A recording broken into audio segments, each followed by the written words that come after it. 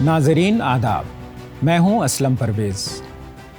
Maulana Azad national Urdu university کے اس تعلیمی خبرنامے میں آپ کا استقبال ہے۔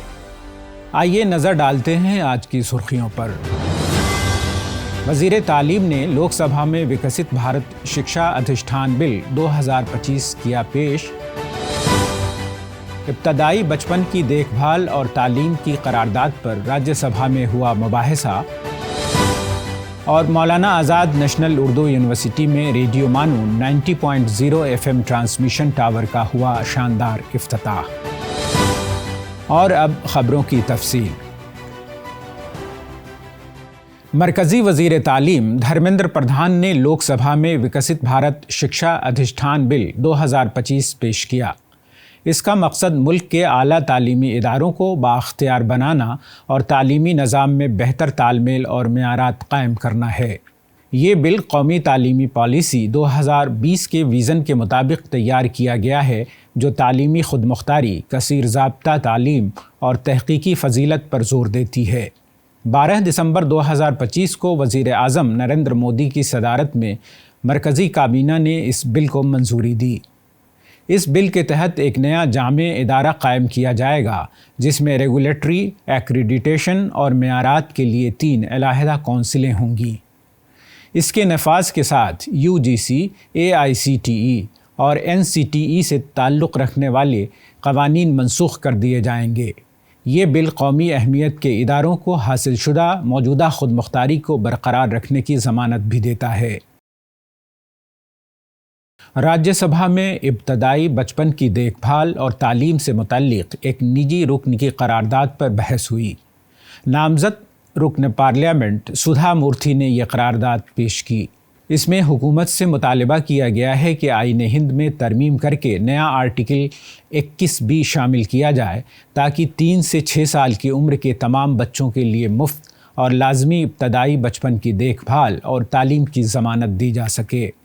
اس کے ساتھ ساتھ آنگن واڑی خدمات کو مضبوط بنا کر معیاری ابتدائی تعلیم تک ہمہ گیر رسائی کو یقینی بنانے پر زور دیا گیا۔ قرارداد پیش کرتے ہوئے سدھا مورتھی نے کہا کہ وزیر اعظم نریندر مودی کا خواب ہے کہ بھارت کو 2047 تک ایک ترقی یافتہ ملک بنایا جائے۔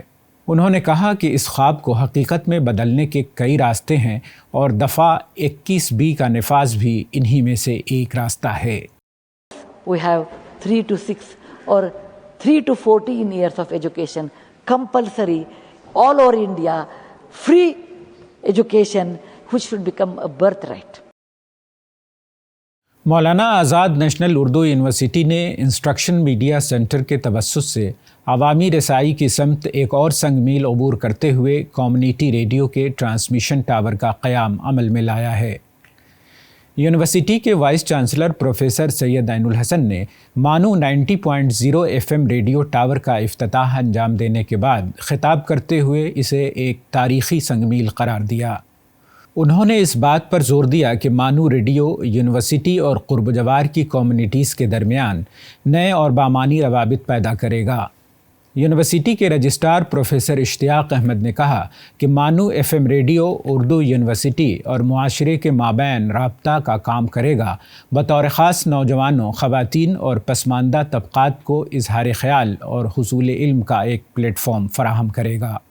میڈیا سینٹر کے ڈائریکٹر جناب رضوان احمد نے بتایا کہ ریڈیو مانو کمیونٹی پر مبنی وسیع معلوماتی اور تعلیمی پروگرام پیش کرے گا۔ اس کے ذریعے اطلاعات کی ترسیل ہوگی اور معاشرے کو بااختیار بنانے میں مدد ملے گی۔ جین آسٹن نہ صرف اپنے وقت کے ناول نگاروں میں بلکہ خواتین ادیبوں میں بھی بہت آگے تھیں۔ ان خیالات کا اظہار تلنگانہ و آندھرا پردیش کے برٹش ڈپٹی ہائی کمشنر جناب گیرتھ ون اوون نے کیا۔ وہ مولانا آزاد نیشنل اردو یونیورسٹی میں ایک روزہ قومی سیمینار سے خطاب کر رہے تھے۔ اس کا موضوع تھا جین آسٹن ایٹ 250، معنویت، مطالعات اور بعض تاویلات۔ اس سیمینار کا انعقاد اسکول برائے السنہ، لسانیات و ہندوستانیات، مرکز برائے فاصلاتی و آن لائن تعلیم، شعبہ انگریزی اور ثقافتی سرگرمی مرکز کے اشتراک سے کیا گیا۔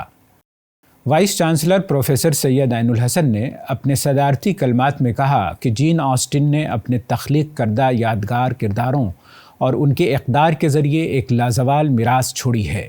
رجسٹرار پروفیسر اشتیاق احمد نے بتایا کہ جین آسٹن کے ناولوں نے مختلف ثقافتوں اور نسلوں کو متاثر کیا اور نئے ادب اور ان کی تشریحات کی طرف راغب کیا۔ اسکول برائے لسانیات کی ڈین پروفیسر گلفشاں حبیب نے سیمینار کے اغراض و مقاصد بیان کیے اور عصری تنقیدی تناظر میں جین آسٹن کی تخلیقات کا دوبارہ تشریح و تعویل کرنے کی طرف توجہ مبذول کرائی۔ مرکز برائے فاصلاتی تعلیم کے ڈائریکٹر پروفیسر محمد رضا اللہ خان، پروفیسر کے ناگیندر اور دیگر ممتاز شخصیات نے بھی شرکاء سے خطاب کیا۔ مولانا آزاد نیشنل اردو یونیورسٹی کے مرکز پیشہ وارانہ فروغ برائے اساتذۂ اردو ذریعہ تعلیم کے زیر اہتمام طلباء کی مشغولیت کے موضوع پر ایک روزہ تربیتی ورکشاپ نظام آباد کے گرراج گورنمنٹ ڈگری کالج میں منعقد ہوا۔ ورکشاپ کے افتتاحی اجلاس کی صدارت کالج کے principal doctor P Ram Mohan Reddy نے کی۔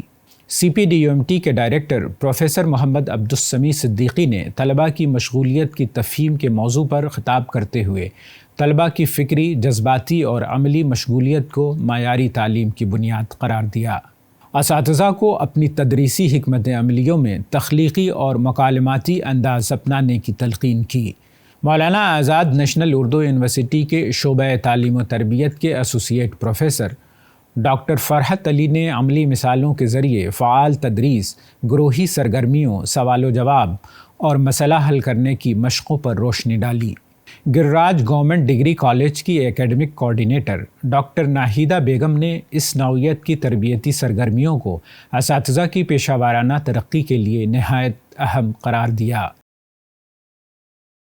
National testing agency UGC NET 2025 کے سبجیکٹ وائز امتحانات کا شیڈیول جاری کر دیا گیا ہے۔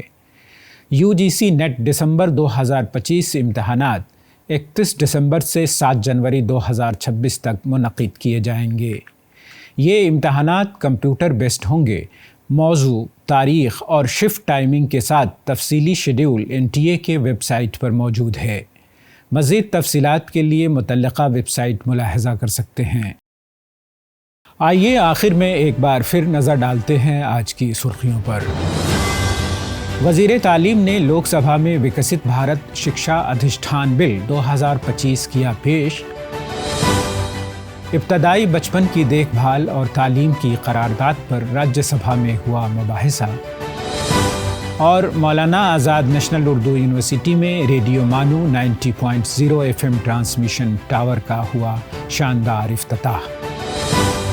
آج کی خبروں میں فی الحال اتنا ہی۔ آئندہ بلیٹن میں آپ سے پھر ملاقات ہوگی۔ تب تک کے لیے دیجیے اجازت۔ آداب۔